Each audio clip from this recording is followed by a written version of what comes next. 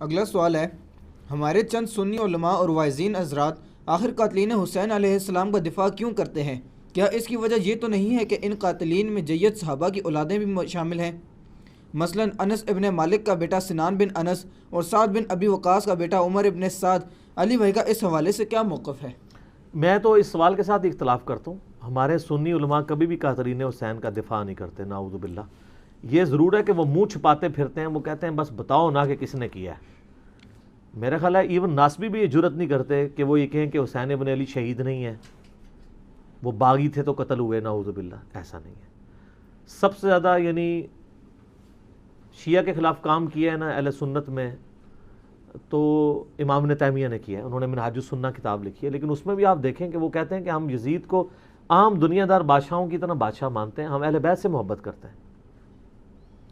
Even انہوں نے تو حضرت معاویہ کے بارے میں بھی کہا کہ ہم انہیں خلیفہ راشد نہیں ایک بادشاہ مانتے ہیں، اور انہوں نے کلیئر کٹ لکھا کہ ربیع الاول 11 ہجری میں نبی علیہ السلام کی وفات ہوئی اور 41 ہجری ربیع الاول میں صلح حسن ہوئی، اور نبی علیہ السلام کی حدیث تھی کہ میرے بعد خلافت 30 سال رہے گی۔ تو وہ کہتے ہیں دیکھو ایگزیکٹ ربیع الاول میں صلح حسن کے بعد خلافت راشدہ ختم ہوگی، خلیفہ راشد 5 ہیں، ابو بکر، عمر، عثمان، علی اور حسن ابن علی۔ حضرت معاویہ اسلام کے پہلے بادشاہ ہیں، یہ تو وہ بھی مانتے ہیں۔ انہوں نے بھی کبھی یہ بات نہیں کی ہے کہ ہم قاتلین حسین کا دفاع کریں گے۔ ایون ڈاکٹر ذاکر نائک صاحب سے بھی مسئلہ مس ہینڈل ہوا، جس میں میرا لیکچر بھی آیا تھا۔ انہوں نے بھی بعد میں جو ویڈیو ریکارڈ کی، انہوں نے کہا میں آج کی ڈیٹ میں حضرت حسین کے قاتلین پر لعنت بھیجتا ہوں۔ تو کوئی قاتلین حسین کا دفاع نہیں کرتا۔ البتہ یہ ضرور ہے کہ چند ایک ناسبی جو کٹر قسم کے ہیں، جن کو میں سنی نہیں سمجھتا، نہ بریلوی ان کو اون کرتے ہیں، نہ دیوبندی اون کرتے ہیں، نہ اہل حدیث اون کرتے ہیں۔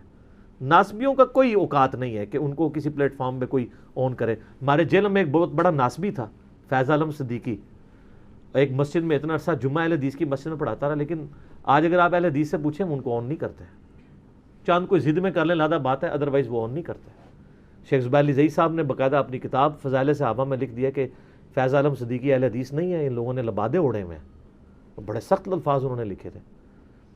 باقی یہ جو بات ہے نا صحابہ کی اولادیں، ایک بات تو اس میں ٹھیک تھی، عمر ابن سعد تو واقعی سعد ابن ابی وقاص کا بیٹا تھا، لیکن جو سنان بن انس ہے نا، جس نے حضرت حسین علیہ السلام کو آخر میں وار کر کے شہید کیا، ان کا سر کاٹا تھا، وہ حضرت انس ابن مالک کا بیٹا نہیں ہے۔ اس کا ویسے نام ہے سنان بن انس نخعی، یہ تو قبیلہ ہی اور ہے۔ البتہ یہ ضرور ہے کہ جب صحیح بخاری میں 3748 نمبر حدیث ہے، جس میں امام بخاری نے حسین کے ساتھ علیہ السلام لکھا ہے، جو دارالاسلام والوں نے عربی والے سے نکال دیا ہے، لیکن اسلام 360 میں، سعودی عرب کی کتابوں میں، دارالکتب العلمیہ کی کتابوں میں، سعودیہ کا جو مکتبہ تو شاملہ ہے اس میں بھی علیہ السلام موجود ہے، لیکن سارا نہیں نکالا۔ بخاری میں جہاں حضرت فاطمہ کے ساتھ علیہ السلام لکھا ہوا ہے، وہ ابھی بھی دارالاسلام والوں کا موجود ہے، نکالا نہیں ہے۔ 3748 نمبر حدیث ہے صحیح بخاری میں کہ جب حسین ابن علی کا سر کاٹ کر عبید اللہ ابن زیاد گورنر یزید، جو کوفہ میں اس کا گورنر تھا، اس کے سامنے لا کے تشت پہ پیش کیا گیا، والعیاذ باللہ تعالی، اللہ کی لعنت ہو ان پر، فرشتوں کی لعنت، تمام لعنت کرنے والوں کی لعنت جنہوں نے حسین ابن علی کو اس طریقے سے شہید کیا، آمین۔ تو وہ چھڑی مار کے ان کے حسن کے بارے میں کوئی کلام کرنے لگا، یہ بخاری میں بھی ہے اور ترمذی میں بھی ہے۔ تو انس ابن مالک وہاں کھڑے ہوئے تھے، تو وہ تڑپ اٹھے، تو انہوں نے کہا کہ نبی علیہ السلام کے سب سے زیادہ ہم شکل حسین ابن علی تھے، اور بخاری کے الفاظ ہیں 3748، اس وقت حسین علیہ السلام کی داڑھی اور سر میں وسمے سے رنگا گیا تھا، یعنی کالا خضاب لگا ہوا تھا۔ کالا خضاب لگا سکتے ہیں، اس پہ میرا کلپ بھی ریکارڈڈ موجود ہے، لیکن 70 80 90 سال کا بابا نہ لگائے، چھوٹی عمر تک، 50 55 تک، اللہ سے ایک ٹاپک ہے۔ بہرحال اس میں بھی موجود ہے کہ وہ انس ابن مالک وہاں کھڑے تھے، اس کے سے لوگ سمجھتے ہیں شاید سنان بن انس ان کا بیٹا ہوگا، اور انس ابن مالک نے ساتھ ہو کے کام کرایا، ساتھ ہو کے کرایا ہوتا تو وہ عبید اللہ کو ڈانٹتے تو نا کہ تو کیا کر رہا ہے، چھڑی مار رہا ہے۔ باقی لڑ تو سکتے نہیں تھے۔ انس ابن مالک کی اس وقت عمر 100 پلس تھی، یا 100 پلس تو نہیں ہوگی، آلموسٹ آپ سمجھ لیں 60 پلس تھی، کیونکہ 93 ہجری میں فوت ہوئے ہیں، 110 سال کی عمر میں، 70 کے ہوں گے آلموسٹ اس وقت۔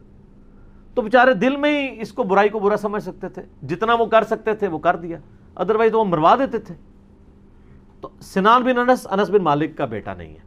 رہا عمر ابن سعد جو 22,000 کا لشکر لے کے کربلا میں آیا تھا حسین ابن علی کے مقابلے پہ، وہ سعد ابن ابی وقاص کا بیٹا تھا. اور آپ دیکھیں عجیب بدقسمتی اس شخص کی کہ سعد ابن ابی وقاص نے ہی وہ پرشین امپائر گرائی ہوئی ہے، عراق، ایران، یہ کوفہ، یہ سارا حضرت سعد نے فتح کیا ہوا ہے. عشرہ مبشرہ میں سے ہیں. اور مولا علی کا قول ہے بخاری اور مسلم دونوں میں کہ میں نے اپنے کانوں سے صرف ایک شخص کے بارے میں رسول اللہ سے سنا ہے کہ میرے باپ اس پہ قربان، اور وہ سعد ابن ابی وقاص ہے. ان کا نام ہے سعد ابن مالک. ابی وقاص ان کے باپ مالک کی کنیت تھی. یہ دونوں نام ایک ہی صحابی کے ہیں، سعد ابن ابی وقاص. مولا علی جن کے بارے میں کہہ رہے ہیں کہ ان پہ نبی علیہ السلام نے اپنے ماں باپ جمع کیے ہوئے ہیں، اور نبی علیہ السلام کے رشتے میں معمول رکھتے تھے. 10 جنتی خوش نصیب صحابہ میں سے ہیں، اور بدری اصحاب میں سب سے آخر میں یہ فوت ہوئے ہیں حضرت معاویہ رضی اللہ تعالیٰ کے دور میں 56 ہجری میں. ان کے بعد کوئی بدری صحابی دنیا میں نہیں رہا تھا. بدری صحابی ایک بہت بڑا ٹائٹل تھا. یہ سب سے آخر میں فوت ہوئے. پوری زندگی حضرت معاویہ سے ان کا اختلاف رہا تھا اس مسئلے میں جو حضرت علی کے ساتھ ان کے معاملات تھے، سب و شتم والے. یہ بندہ ہمیشہ ڈٹا رہتا تھا. میرے پچھلے دنوں کلپ بھی آیا نا اس حوالے سے، کیا صحابہ کو گالی دینے والا کافر ہو جاتا ہے. اس میں نے ان کے حوالے سے حدیثیں صحیح مسلم سے بیان کی ہیں. ان کا بیٹا تھا عمر ابن سعد جس کو رے کی حکمرانی کی لالچ دی تھی. رے پورا ایریا تھا، ایران، عراق، افغانستان، یہ پورے ایریا کو رے کہا جاتا تھا اس زمانے میں. اتنی بڑی حکمرانی کی، گورنری کی لالچ دی یزید نے عبید اللہ ابن زیاد کے ذریعے. باپ دیکھ لو سعد ابن ابی وقاص جو مولا علی سے محبت کرنے والا، سن نسائی الکبریٰ میں موجود ہے. 2 تابعین ملنے آتے ہیں سعد ابن ابی وقاص کو اور کہتے ہیں، سعد ابن وقاص ان کو پہلی بات یہ کرتے ہیں کہ میں نے سنا ہے کہ تم حضرت علی کو گالیاں دیتے ہو. ان کا معاذ اللہ، ہم کیوں دیں گے؟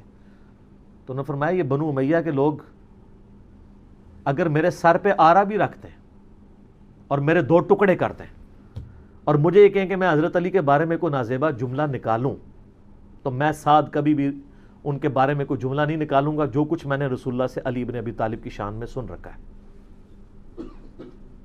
صحیح مسلم میں حدیث موجود ہے نا، حضرت معاویہ نے ان کو کہا ہمارا معاویہ نے حکم دیا، تو اس میں الفاظ انہوں نے انکار کر دیا. تو حضرت پھر معاویہ نے کہا تمہیں کون سی چیز منع کرتی ہے کہ تم علی ابن ابی طالب پہ سب و شتم نہیں کرتے؟ ان کا معاویہ میں نے 3 فضیلتیں علی کے بارے میں ایسی سنی ہیں، مجھے ایک بھی مل جاتی تو بہت تھی. پھر انہوں نے کہا وہ پہلی فضیلت غزوہ تبوک کے موقع پر علی کی میرے ساتھ وہی نسبت ہے جو ہارون کی موسیٰ کے ساتھ، مگر میرے بعد کوئی نبی نہیں. دوسری فضیلت خیبر کے موقع پر کل اس شخص کے ہاتھ میں جھنڈا دوں گا جو اللہ اور اس کے رسول سے محبت کرتا ہے، اللہ اور اس کے رسول سے محبت کرتے ہیں. ہم پوری رات اس خوشی سے سوئے نہیں کہ کون ہوگا وہ بندہ. علی کو دیا جھنڈا. اور مسلم میں آگے الفاظ ہیں کہ حضرت عمر کہتے ہیں مجھے پوری زندگی رشک رہے گا کہ اس دن جھنڈا مجھے نہیں ملا، علی کو ملا. اور تیسری فضیلت سن معاویہ، جب نجران کے عیسائی آئے تو آیت مباہلہ نازل ہوئی، آیت نمبر 61 آل عمران کی. تو نبی علیہ السلام اپنے بچوں میں سے حسن و حسین، فاطمہ اور حضرت علی کو لے کے اور کہا اللہ میرے یہ اہل بیت ہیں. یہ تینوں فضیلتیں. اور ابن ماجہ میں ایک چوتھی فضیلت بھی ہے کہ آپ نے غدیر خم پہ فرمایا تھا من کنت مولاہ فہذا علی مولاہ. میرے پاس ان میں سے کوئی ایک بھی ہوتا تو بہت تم مجھے علی کے بارے میں بات کرتے ہو. یہ باپ تھا علی کا صحیح شیعہ، علی کی پارٹی کا بندہ، علی کا چاہنے والا، پوری زندگی ڈٹا رہا. اور بیٹا آگے سے کیا نکلا ہے تو کوئی مسئلہ نہیں. حضرت نوح پیغمبر کا بیٹا کافر نکل سکتا ہے. تو حضرت سعد کا کیا مقام ہے حضرت نوح کے مقابلے پہ؟ یہ بیٹا تھا عمر ابن سعد، اور اس کے جو لچھن ہیں وہ شروع سے ہی برے تھے.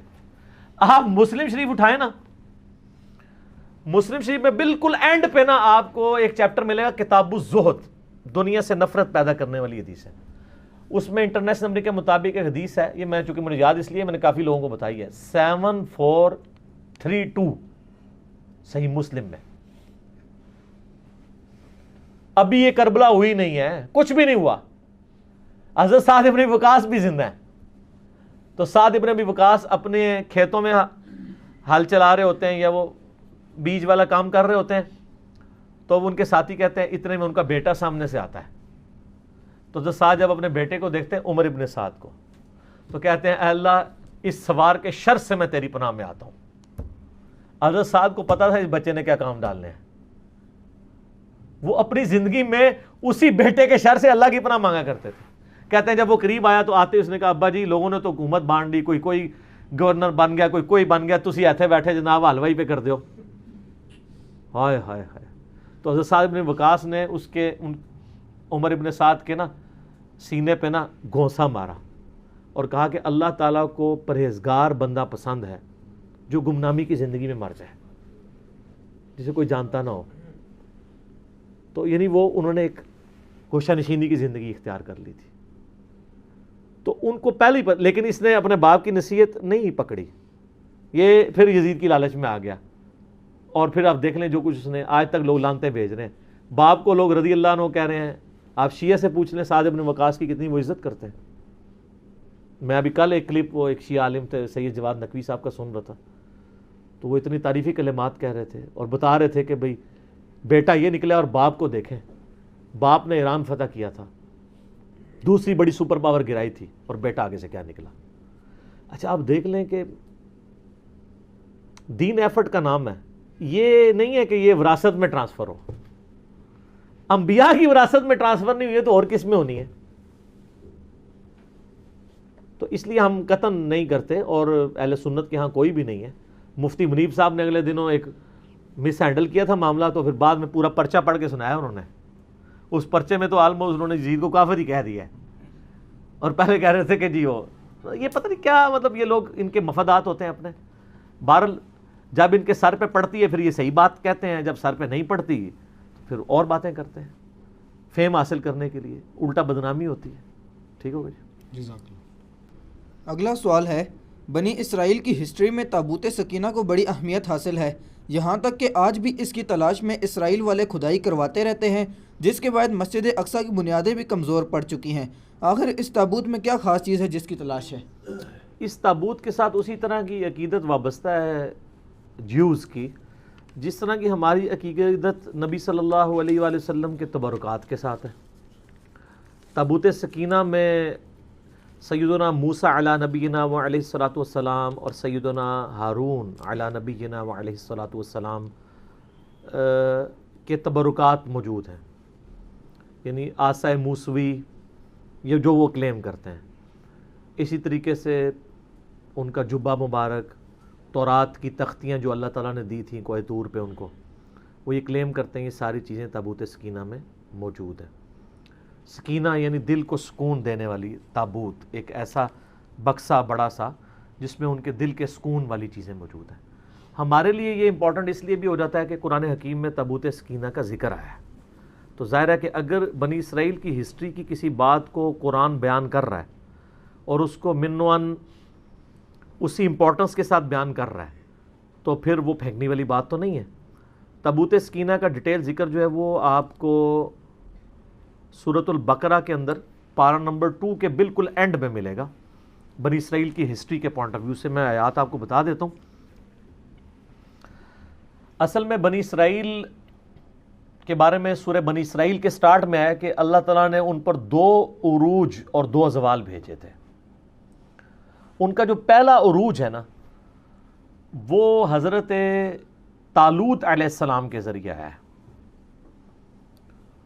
اور اس کے بعد حضرت داود علیہ السلام منظر عام پہ آئے, اور پھر ان کے بیٹے سلیمان علیہ السلام. ان کی جو پہلی خلافت راشدہ ہے وہ ان 3 بندوں پر مشتمل ہے. حضرت طالوت کے 16 سال, حضرت داود کے 40 سال, اور سلیمان علیہ السلام کے بھی 40 سال. آلموسٹ آپ سمجھ لیں 100 سال ان کی خلافت راشدہ رہی ہے.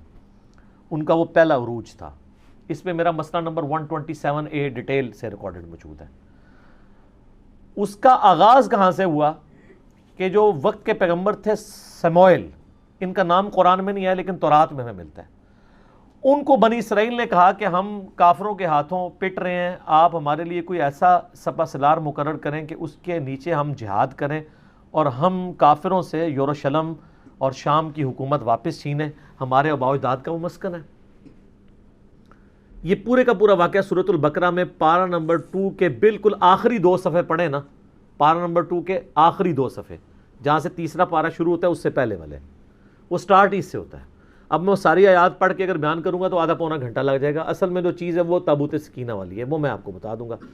تو پھر حضرت سموئیل علیہ السلام نے ان کے لیے جو ہے وہ طالوت کو مقرر کیا ان کا سپہ سالار.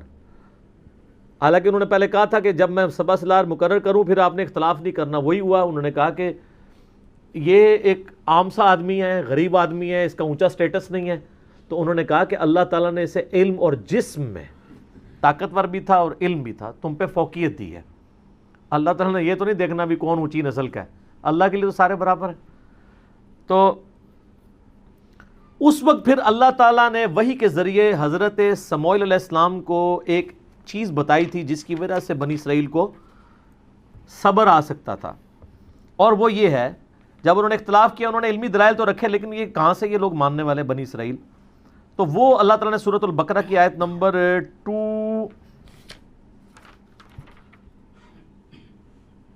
233 آن ورڈ نا یہ پورا سلسلہ سٹارٹ ہو رہا ہے. 43 پارہ نمبر 2 کے اینڈ پہ, الم تر الی الذین خرجوا من دیارہم وہم الوف. اس کے بعد آگے جا کے آتا ہے وقال لهم نبیہم, اور ان کے پیغمبر نے ان سے کہا, یعنی سموئیل کا نام یہاں پہ نہیں آیا, وہ آپ کو تورات سے ملتا ہے, اولڈ ٹیسٹمنٹ سے. ان اللہ قد بعث لکم طالوت ملکا, کہ بے شک اللہ نے طالوت کو تمہارے لیے بادشاہ مقرر کیا ہے. اچھا, اس سے ملوکیت بھی لوگ ثابت کرتے ہیں. او بھائی طالوت کو بادشاہ اللہ نے مقرر کیا تھا, بنو امیہ اور بنو عباس کے لوگوں کو اللہ نے نہیں مقرر کیا تھا. وہ تو مسند ابی یعلا میں حدیث ہے صحیح سند کے ساتھ, نبی علیہ السلام نے اپنی وفات سے چند دن پہلے خواب میں دیکھا کہ بنو مروان کے بندر میرے ممبر پر کود رہے ہیں. اور ابو ہریرہ کہتے ہیں پھر آپ علیہ السلام اپنی وفات تک مسکرائے نہیں. ان حکمرانوں کو تو نبی علیہ السلام بندر کہہ کے گئے ہیں. ان کی ملوکیت قرآن سے ثابت کرتے ہیں بھئی یہ اللہ نے بادشاہ مقرر کیا تھا, داؤد کو اللہ نے بادشاہ مقرر کیا تھا. یہ دو ڈیفرنٹ چیزیں, کیونکہ اسی کی تفسیر میں نا وہ سعودیہ والا جو قرآن ہے نا صلاح الدین یوسف والا, انہوں نے اس میں سے یہ تعریف ہر بندے نے کی ہے تفسیر میں, یہ ذہن میں رکھیے گا. اپنی اپنی نوکری سب نے سیدھی کی ہوئی ہے. اگر بریلویوں نے ڈنڈیاں ماری ہیں تو اہل حدیثوں نے بھی ماری ہیں, دیوبندیوں نے بھی ماری ہیں, شیعہ نے بھی ماری ہے. ہم نہیں مارتے. کیوں؟ کیونکہ نام ہے بابی, نام ہے بابی, میں ہوں مسلم, علمی کتابی. اچھا جی, قالوا انا یکون لہ الملک علینا ونحن احق بالملک, وہ کہنے لگے یہ ہم پہ کیسے بادشاہت کر سکتا ہے جبکہ ہم زیادہ حقدار ہیں. ولم یؤت سعہ, جبکہ اللہ تعالیٰ نے اسے کوئی وسعت نہیں دی, من المال, مال میں سے. قال ان اللہ اصطفاہ, انہوں نے کہا اللہ نے چنا ہے. یہ بنو امیہ بنو عباس کو اللہ نے نہیں چنا, ان کو اللہ نے چنا ہے. علیکم, تم پر. وزادہ بسطۃ فی العلم والجسم, اور دیکھو اس کو کشادگی دی ہے تم پر علم اور جسم کے ذریعے, طاقتور بھی ہے علم والا بھی, یہ کرائٹیریا ہے. واللہ یؤتی ملکہ من یشاء, اللہ جسے چاہتا ہے اپنا ملک دیتا ہے. واللہ واسع علیم, اللہ تعالیٰ وسعت والا علم والا ہے. وقال لهم نبیہم, پھر ان کے نبی نے ان سے کہا, ان آیت ملکہ, بے شک اس کی جو حکمرانی کی نشانی یہ ہے, یعنی یہ اللہ کی طرف سے اللہ کی تائید طالوت کو حاصل ہے, اس کی نشانی یہ ہے این یاتیکم التابوت, کہ تمہارے پاس وہ تابوت آ جائے گا واپس, فیہ سکینہ, جس میں تمہارے لیے دل کا سکون ہے. یہ تابوت سکینہ کا لفظ یہاں سے لیا ہے, من ربکم, تمہاری طرف, تمہارے رب کی طرف سے. وبقیۃ مما ترک آل موسیٰ و آل ہارون, جس کے اندر موسیٰ علیہ السلام اور ہارون علیہ السلام کے چھوڑے ہوئے یعنی تبرکات آپ کہہ لیں اس کو, یا اس کے یعنی باقیات موجود ہیں. تحملہ الملائکہ, اس کو اٹھائے ہوئے آئیں گے فرشتے. ان فی ذلک لآیۃ لکم ان کنتم مؤمنین, اس میں اللہ تعالیٰ کی طرف سے تمہارے لیے نشانی ہوگی اگر تم واقعی سچے ایمان لانے والے ہو. کہ یہ جسٹیفائی کر دے گا, وہ تابوت سکینہ ان سے چھین چکا تھا, کیونکہ کافروں نے جب ان پہ قبضہ کیا وہ تابوت بھی ساتھ اٹھا کے لے گئے. ان کا انہوں نے اتنا سنبھال کے رکھا ہے وہ قیمتی شے ہے. جس طرح آپ کا وہ کہتے ہیں نالائن شریف چوری ہو گئے بادشاہی مسجد سے, 14-15 سال ہو چکے ہیں, تو وہ اٹھا کے لے گئے.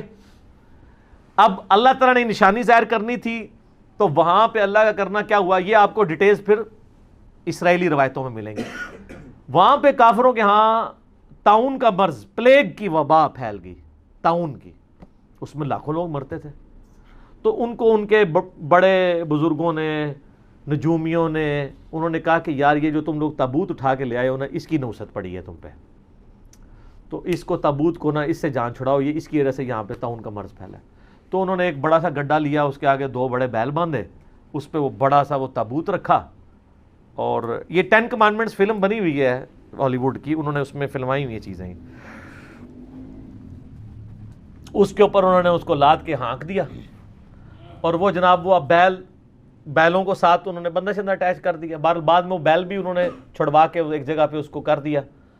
اب واللہ عالم وہ یعنی فرشتے ہی ان بیلوں کو ہانک کے اس طرف لے کے آئے، بل قرآن تو کہتے ہیں نا فرشتے اٹھائے ہوئے لائیں گے، این ممکن ہے کہ یعنی فرشتے اس کو ہانک کے لائیں، فزیکلی فرشتے نہ ان کو نظر آئے ہوں، کیونکہ وہ تو بنی اسرائیل ہمیشہ کہتے تھے ہم نے فرشتے دیکھنے، فرشتے انہوں نے دیکھے، بلکہ یہ نشانی ظاہر ہوئی کہ وہ تابوت سکینہ ان کے پاس واپس آ گیا، ان کو یقین آ گیا اچھا اب ہمارے پاس تبرک آ گیا، اونٹتے اسی جنگ جیتیے۔ پہلے تو وہ ڈرپوک ہوئے تھے، ویسے بعد میں بھی ڈرپوک ہی رہے، صرف 313 لوگ ہی ساتھ رہے، بخاری میں آتا ہے صرف 300+ لوگ۔ ہمارے غزوہ بدر میں بھی صحابہ کرام کی تعداد 313 تھی، اور ان کے غزوہ بدر میں جو طالوت اور جالوت کی جنگ ہوئی تھی، تو اب یہ طالوت کے مقابلے پہ جالوت فوج لے کے آیا، آپ کو تورات میں گولیت اس کا انگلش میں نام ملے گا، جالوت اتنا اونچا اس کا قد تھا، باقی بنی اسرائیل کے فوجی تو بمشکل اس کی پنڈلیوں تک آتے تھے، اتنا اس کا قد تھا، پورے جسم پہ زرہ پہنی ہوئی ہوتی تھی اس نے، اور صرف ایک آنکھ اس کی ہوتی تھی جو ننگی ہوتی تھی دیکھنے کے لیے، باقی پورے جسم پہ لوہا، آپ اس پہ تلوار کیا چلائیں گے، وہ تو ہاتھ سے پکڑ کے فوجی بار پھینک دیتا تھا، اتنا طاقتور تھا۔ تو حضرت داؤد علیہ السلام اس وقت ان کی عمر ہارڈلی 16-17 سال تھی، یہ گڈریے تھے، یعنی بھیڑ بکریاں پالا کرتے تھے، بچپن سے چونکہ ان کا یہ ایک ذریعہ تھا، ان کے پاس ایک گوپیا ہوتا تھا، یہ ساری ڈیٹیل آپ کو تورات میں اسرائیلی روایتوں میں ملے گی۔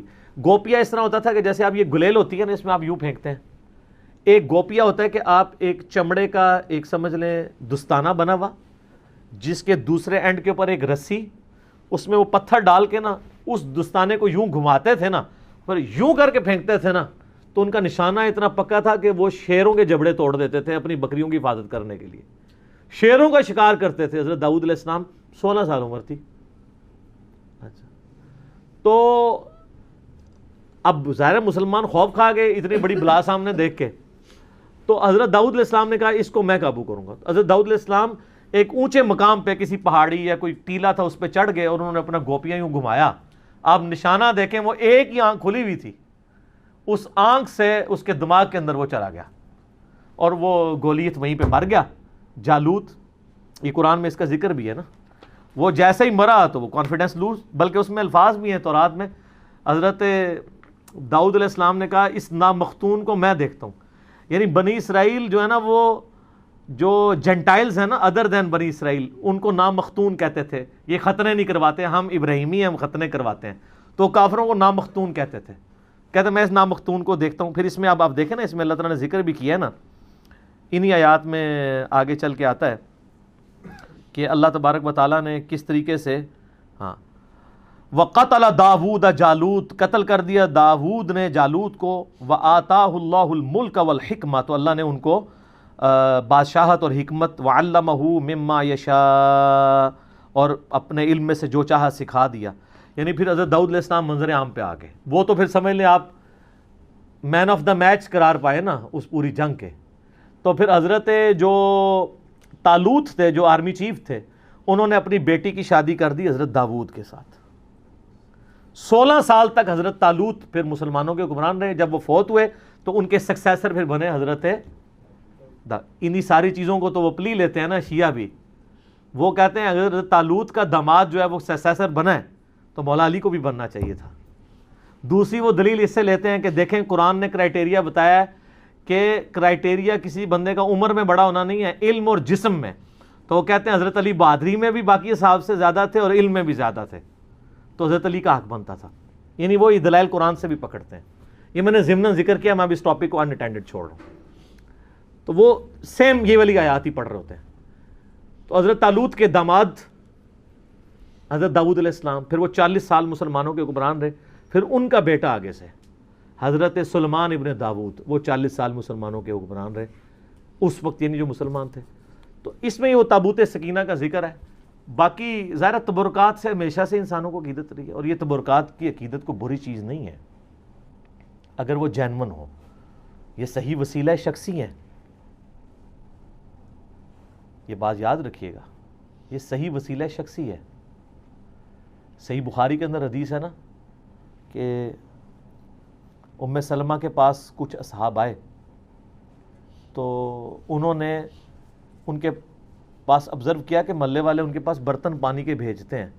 تو انہوں نے نبی علیہ السلام کا ایک بال مبارک ایک ڈبیا سے نکالا, اور اس ڈبیا کو کہ وہ اس بال مبارک کو اس پانی کے لیے جو برتن تھے اس میں گھول کے تو وہ محلے والوں کو واپس کرتے تھے. تو وہ صحابی نے جب پوچھا تو ام سلمہ ہماری ماں نے, ام المومنین نے کہا کہ نبی علیہ السلام کا یہ بال مبارک ہے میرے پاس, اور ہم اس کا دھون مریضوں کو شفا کے لیے پلاتے ہیں. ان کوئی مریض ہوتا ہے میں اس کو گھول کے دیتی ہوں, شفا ہو جاتی ہے. یہ صحیح بخاری میں ہے سر, یہ کوئی کہانی شریف نہیں ہے, بخاری شریف ہے. لیکن واقعی جینون اگر بال مبارک. صحیح مسلم میں کہ اسما بنت ابی بکر نے نبی علیہ السلام کا ایک کالا کسروانی طیالسی جبہ نکالا. کسروانی طیالسی کہتی کالے جبے کو تھے جو پرشین امپائر کا, فارس کا, جس طرح سندھی اجرک کو ریڈ کہنے کی ضرورت نہیں, وہ ریڈ ہی ہوتی ہے. اور کہا کہ یہ نبی علیہ السلام پہنتے تھے اور ہم اس کا دھون مریضوں کو شفا کے لیے پلاتے ہیں. یہ مسلم شریف میں حدیث ہے. اس میں اسما بنت ابی بکر کہتی ہیں کہ نبی علیہ السلام پہنتے تھے, پھر حضرت عائشہ کے پاس رہا, اور جب میری بہن عائشہ مرنے لگی تو میں نے وفات کے ان سے یہ لے لیا تھا. تو نبی علیہ السلام کے تبرکات سے صحابہ وسیلہ حاصل کرتے تھے. تابوت سکینہ کا ذکر بھی قرآن میں موجود ہے. بس اب اس کے آگے جو صفرے لوگوں نے لگانے شروع کیے نا کہ کچھ کرنے کی ضرورت نہیں ہے, بس تبرکات پہ ہی چلتے رہو, نہ نماز پڑھنے کی ضرورت ہے نہ کوئی اور کام کرنے کی ضرورت ہے. تو سر پھر تبرکات جن کے پاس کعبہ تھا وہاں پہ بھی جب برے کام آئے تو اس تبرک نے کوئی فائدہ تو نہیں دیا. جس سرزمین میں خانہ کعبہ اور مدینہ شریف سے بڑے کو تبرکات ہیں, جہاں ہمارے نبی علیہ السلام اور ان کے جانسار صحابہ اور اہل بیت کی قبریں ہیں, ان کی جسم دفن ہے.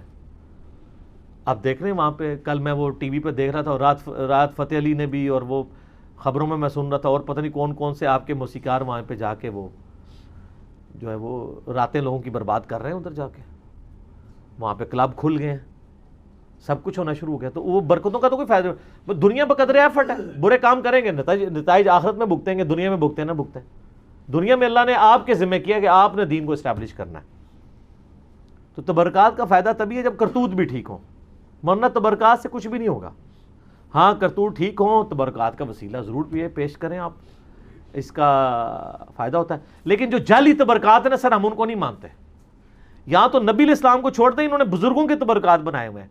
آپ کشف المحجوب میں ابو الحسن خرقانی والا چیپٹر کھولیں تذکرۃ الاولیاء میں, وہ کہتے ہیں جی بازید بستامی جو ہیں وہ خلیفہ ہیں امام جعفر صادق کے, اور ابو الحسن خرقانی خلیفہ ہیں بازید بستامی کے.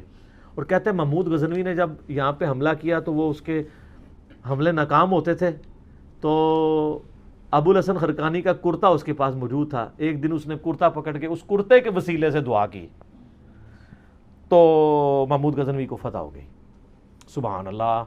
اچھا, وہ کہتے ہیں فتح ہو گئی تو رات کو ابو الحسن خرقانی خواب میں آئے, انہوں نے کہا تو نے میرے کرتے کی اتنی کم قیمت لگائی ہے, ذرا گال سننی کہانی, میں تے کہانی جتھے بھی لبے گی تو میں کٹ کے برے ماراں گا.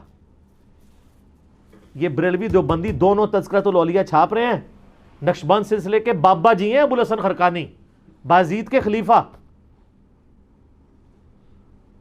تو ان کا حضرت کیسے, ان کا تو اگر یہ کرتا پکڑ کے یہ کہتا نا کہ قیامت تک اس سرزمین پہ کوئی کافر نہ بچے, سارے مسلمان ہو جائیں, تو اس کرتے کی برکت سے سارے مسلمان ہو جاتے ہیں. یار یہ اگر کہانی چلتی تھی تو اسما بنت ابی بکر جو کالا طیالسی جبہ نکال رہی ہیں جو صحیح مسلم میں آتا ہے, تو یہ قادسیہ اور یرموک لڑنے کی صحابہ کو ضرورت کیا تھی؟ قادسیہ میں رسول اللہ کا کرتا لے جاتے اور دعا کرتے, وہ سارے مسلمان ہو جاتے. اگر نبی کے کرتے سے نہیں ہو رہے تو آپ کے بنائے ہوئے جو آپ نے خود نام دے دیے ان بزرگوں کو, ان کے ناموں کے ساتھ تبدیلیاں آ جانی ہیں. وہ جی وہ بازید بستامی جو ہے نا, وہ ہر وقت چہرے پہ نقاب رکھتے تھے, کیونکہ جس گلی سے گزر جائیں لوگ دیکھ کے کلمہ پڑھ لیتے تھے. ہاں, اور سارا سی یہ کہانیاں خود سناندے رہے. ہاں اچھا اس کا مطلب وہ لوگوں کو مسلمان مرنا نہیں دیکھنا چاہتے تھے.